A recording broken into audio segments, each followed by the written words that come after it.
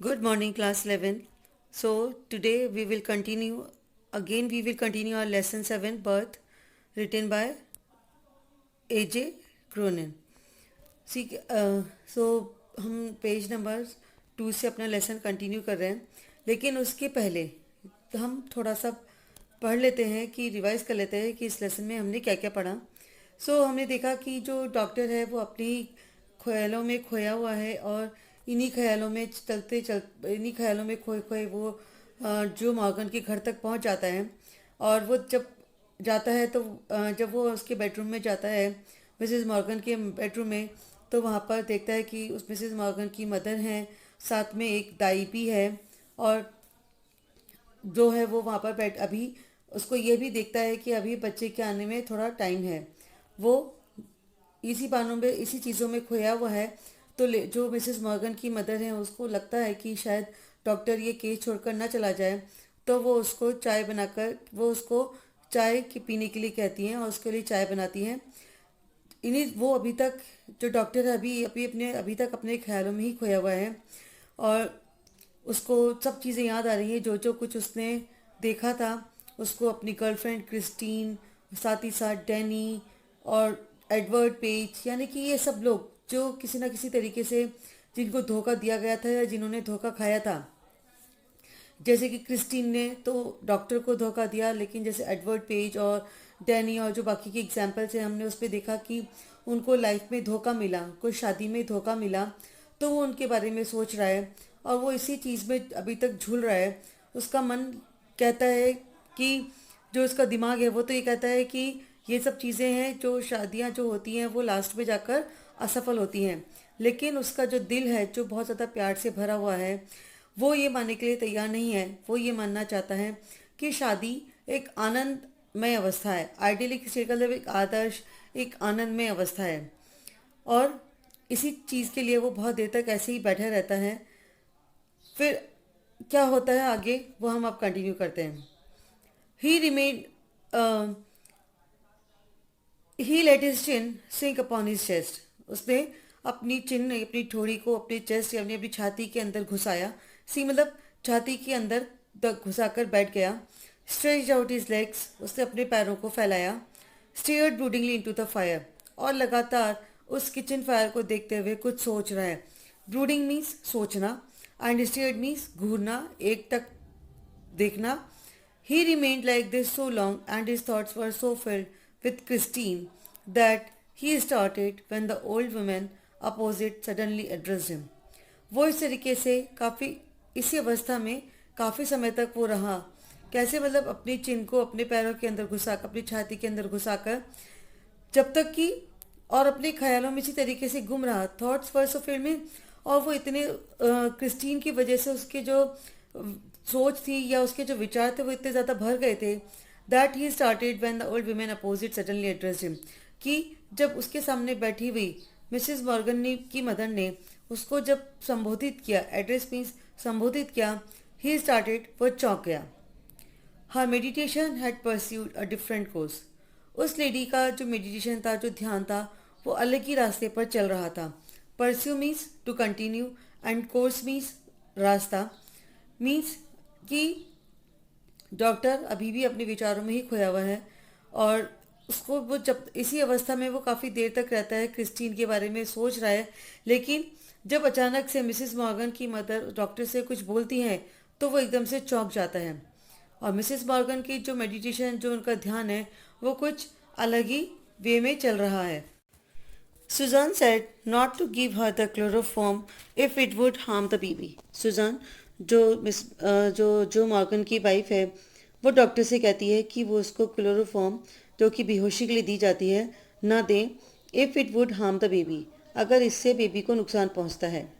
She is awful set upon this child. वो कहती है कि उसका पूरा ध्यान मतलब पूरा ऑफुल मीन्स वैसे तो होता है भयंकर, भयानक, लेकिन यहाँ पे मतलब है कि कम्प्लीटली पूरी तरीके से उसका ध्यान अपने बच्चे पर है। डॉक्टर बैच वो डॉक्टर से कहती है कि अभी आप मुझे क्लोरोफॉर्म ना दें क्योंकि हो सकता है इससे बेबी को नुकसान हो, और क्योंकि मेरा तो अभी पूरा ध्यान अपने बेबी पर है। Her old eyes went at a sudden thought. जब ऐसा बोलती है तो उसकी मदर, जो सुजान मॉर्गन की मदर है, वो एकदम से इस बात को लेकर चौंक जाती हैं, मतलब सुजान की इस बात को लेकर चौंक जाती हैं। She added in a low tone, धीरे से वो कहती हैं, ay we all are I fancy. Ay means yes, we all are, हम भी बिल्कुल बच्चे को लेकर, हमारा ध्यान भी पूरा बच्चे पर है। आई फैंसी, मैं भी ऐसा ही सोचती हूँ। फैंसी का मतलब होता है imagination, Kalpana. He collected himself with an effort. Doctor, जो भी तक अपनी सोच में खोया हुआ था, बहुत प्रयास करके वो वापस अपने आप को सही कर, मतलब अपने आप को अटेंटिव करता है और कहता है, it won't do any harm the anaesthetic. फिर वो कहता है कि नहीं नहीं, इस एनेस्थीसिया से, जो कि बेहोशी के लिए दिया जाता है, कोई नुकसान नहीं होगा। Kindly, he said kindly, they will be all right. और फिर बहुत ही दयालुता से कहता है, बहुत ही प्यार से कहता है, they will be all right, सब कुछ, मतलब बेबी जो है वो बिल्कुल सही होगा। Here the nurse's voice was heard calling from the top landing. और इधर जो नर्स की आवाज़ है वो ऊपर की सीढ़ियों से आ रही है। टॉप लैंडिंग मीन्स ऊपर की सीढ़ियों से। Andrew glans at the clock. Andrew घड़ी की तरफ देखता है, विच नाउ शोड 3:30, जिसमें अभी 3:30 बज रहे थे। He rose and went up to the bedroom. उठा और वो बेडरूम में गया। He perceived that he might now begin his work. अब उसको अंदाज़ा हो गया था कि उसको अपना काम शुरू कर देना चाहिए। कौन सा काम? यहाँ पे काम से मतलब ये है कि अब बेबी की डिलीवरी का, बेबी के बर्थ का टाइम नज़दीक है, तो उसको जो भी तैयारी करनी है उससे रिलेटेड वो उसको शुरू कर देनी चाहिए। एन आवर इलेप्स्ड, 1 घंटा निकल गया। It was a long harsh struggle. ये उसके लिए बहुत लंबा, बहुत मुश्किल संघर्ष था। हार्श मतलब मुश्किल। Then, as the first streaks of dawn strayed past the broken edges of the blind, the child was born lifeless. लेकिन जैसे ही स्ट्रीक्स मतलब किरणें, जैसे ही सुबह की पहली किरण हुई, डॉन मीन्स सुबह, straight past the broken edges of the blind, blind का मीन्स कर्टेन, कि कर्टेन के पीछे से, पर्दे के पीछे से जब सुबह की पहली किरण अंदर आती हुई दिखाई दी।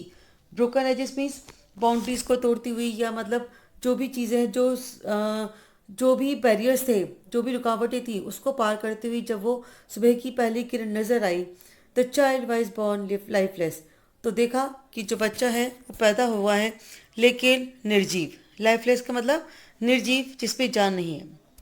As he gaze at the still form of a shiver of horror passed over Andrew. और जब वो इस स्टिल फॉर्म, मतलब जो लाइफलेस जो बच्चा है, जब उसकी तरफ वो नज़र डालता है, और shiver of horror passed over Andrew, तो एक कपकपी की, जो पूरी तरीके से वो डर की जो कपकपी है वो उससे घिर जाता है। एंड कौन? मतलब एंड्रयू जो है वो पूरी तरीके से डर जाता है जब वो देखता है कि जो बच्चा है वो स्टिल फॉर्म है, यानी कि लाइफलेस है। After all that he had promised, क्योंकि उसने प्रॉमिस किया था। His face heated with his own exertions, उसका जो चेहरा है खुद की थकान, मतलब जो उसने एग्जिस्टेंस, जो भी उसने मेहनत करी है उसकी वजह से गर्म हो चुका है। चिल्ड सडनली, जो अभी तक गर्म हो चुका था इतनी संघर्ष के बाद, चिल्ड सडनली अचानक से ठंडा पड़ जाता है। He hesitated, torn between his desire to attempt to dissociate the child and his obligation towards the mother. थोड़ा सा वो हिचकिचाता है। टॉर्न बिटवीन हिज डिज़ायर, जो अभी भी अपनी इच्छाओं के बीच में झूल रहा है, to attempt to dissociate the child, किस प्रयास के लिए? कि जिसमें उसके बच्चे को, उसको बचाना है, and is obligation towards the mother, और साथ ही साथ जो उसके बच्चे के प्रति, उसकी बच्चे की माँ के प्रति जो उसकी जिम्मेदारी बनती है उसके लिए। The dilemma was so urgent he didn't solve it consciously. जो कन्फ्यूजन, जो भी प्रॉब्लम्स थी वो इतनी ज़्यादा अर्जेंट थी, he didn't solve it consciously, कि वो उसको एकदम से सॉल्व नहीं कर पा रहा था। Blindly, instinctively he gave the child to the nurse, कुछ बिना सोचे, बिना कुछ जाने उसने वो बच्चा नर्स को दे दिया। And turned his attention to Susan Morgan who now lay collapsed, और उसने अपना पूरा ध्यान सुजान मॉर्गन की तरफ लगा दिया जो अभी बेहोश पड़ी हुई थी। ले कॉलेप्स्ड मीन्स बेहोश पड़ी हुई। ऑलमोस्ट पल्सलेस, यानी कि जिसकी पल्स यानी कि दिल की धड़कन भी नहीं चल रही थी, and not yet out of the ether upon her side, और अभी वो उसको ईथर, एक जो दवाई होती है जो जो होश में लाने के लिए दी जाती है, उसने अब सोचा कि अब उसको एक बेहोश में लाने के लिए कुछ किया जाए। हिज हेस्ट वॉज डिस्परेट, उसकी जो जल्दीबाजी थी वो और ज़्यादा निराशाजनक थी। A frantic race against at ebbing strength, और वो पागलों की तरह से उसकी अपनी पूरी ताकत लगाकर उसको होश में लाने की कोशिश कर रहा था। Ebbing means frantic race means पागलों की तरह से वो दौड़ लगा रहा था। Against her ebbing strength means जो उसकी जो घटती हुई जो ताकत थी, यानी कि जो उसकी पल्स जो डाउन जा रही थी, उसको पूरी तरीके से वापस लाने में वो पागलों की तरह से लगा हुआ था। It took him only an instant to smash the glass ampoule and inject the medicine, उसको केवल 1 मिनट लगा, 1 क्षण लगा to smash the glass ampoule, ampoule में सब इंजेक्शन, वो जो ग्लास जो इंजेक्शन था उसको, उसका जो जिससे आप दवाई को भरा जाता है, that is called the glass ampoule, and inject the medicine, और उस मेडिसिन को उसकी बॉडी के अंदर देने में।